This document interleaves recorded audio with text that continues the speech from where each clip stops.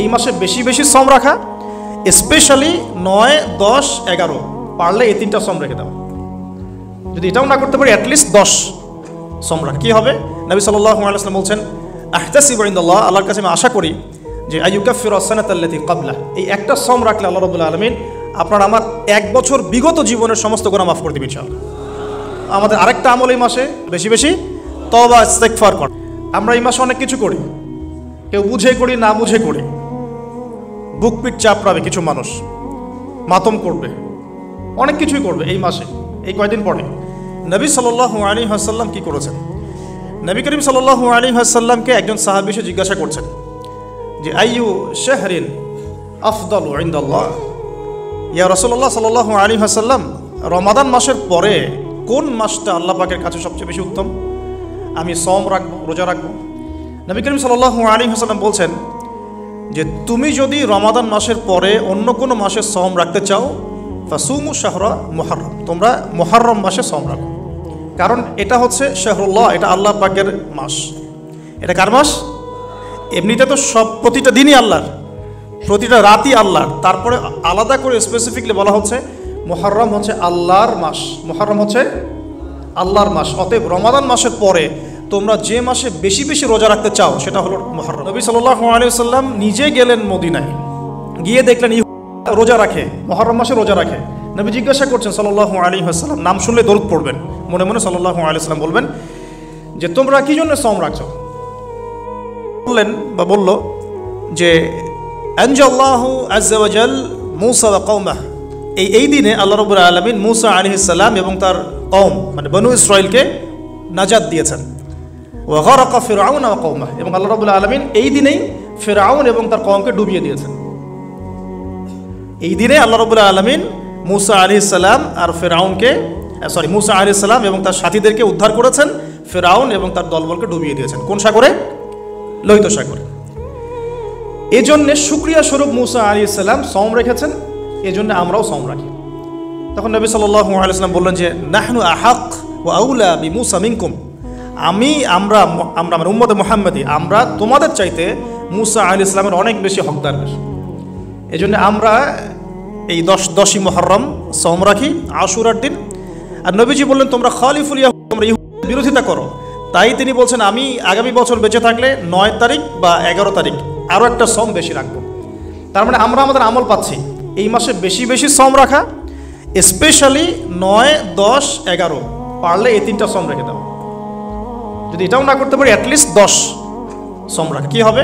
নবী সাল্লাল্লাহু আলাইহি ওয়াসাল্লাম বলছেন আহতাসিবু ইনদাল্লাহ, আল্লাহর কাছে আমি আশা করি যে আইয়ুকাফিরু আস-সানাতাল্লাতী ক্বাবলা, এই একটা সওম রাখলে আল্লাহ রাব্বুল আলামিন আপনার আমার 1 বছর বিগত জীবনের সমস্ত গুনাহ মাফ করে দিবেন ইনশাআল্লাহ। স্কলাররা বলেন যেটা সগীরা গুনাহ, আমি এই ব্যাখ্যা করতে চাচ্ছি না। আল্লাহর কে জানে, আল্লাহ পাক যদি তাকে তৌফিক দেন, সে যদি তওবা করে তার কবিরা গুনাহ তো আল্লাহ মাফ করতে পারেন না? আচ্ছা, তাহলে আমরা আমাদের আমল দুটো পেয়ে গেলাম। 1, এই মাসে নর্মালি বেশি বেশি সওম রাখবো। 2, 9, 10, 11 সওম রাখবো। যদি এটাও না করতে পারি কমপক্ষে 10ই মুহররম অবশ্যই সওম রাখবো ইনশাআল্লাহ তাআলা। আল্লাহ পাক তৌফিক এনায়েত করুন। এখন আসুন, এই মাসে আরও একটা আমল নবীজি বলেছেন, যদিও এই হাদিসটা সম্পর্কে ইমাম তিরমিজির কিতাবে আছে, হাদিসটা একটু গরীব, কিন্তু আমি ফজিলতের স্বার্থে কথাটা বলছি।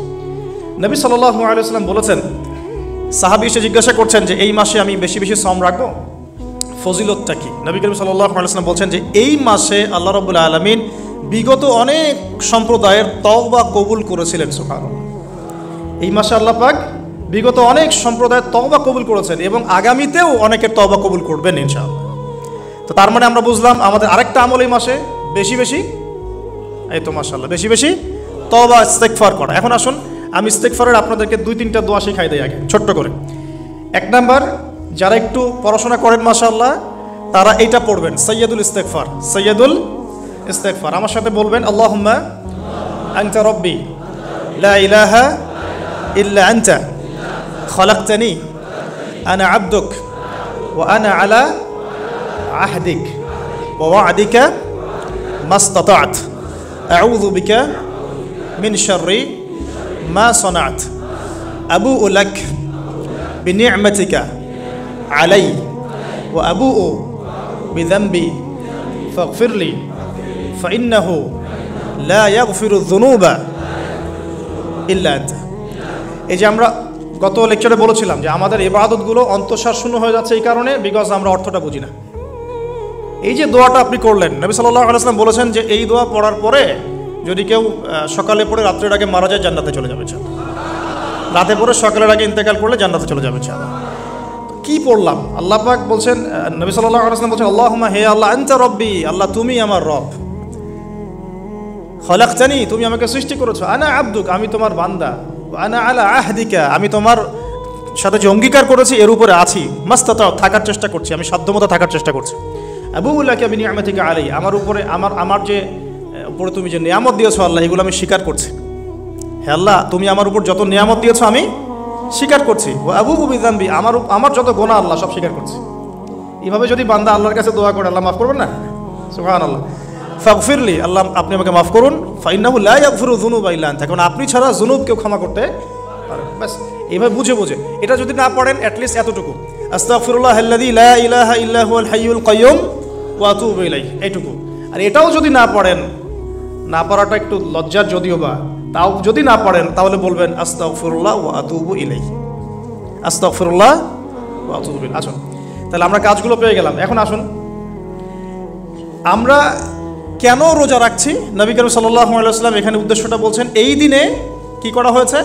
মুসা আলাইহিস সালাম এবং তার কওমকে নাজাত দেওয়া হয়েছে, ফিরআউন তার কওমকে ডুবিয়ে দেওয়া হয়েছে। এই তো এই রোজার সাথে কিন্তু হুসাইন রাদিয়াল্লাহু আনহুর কারবালার শাহাদাতের কোনো সম্পর্ক নাই।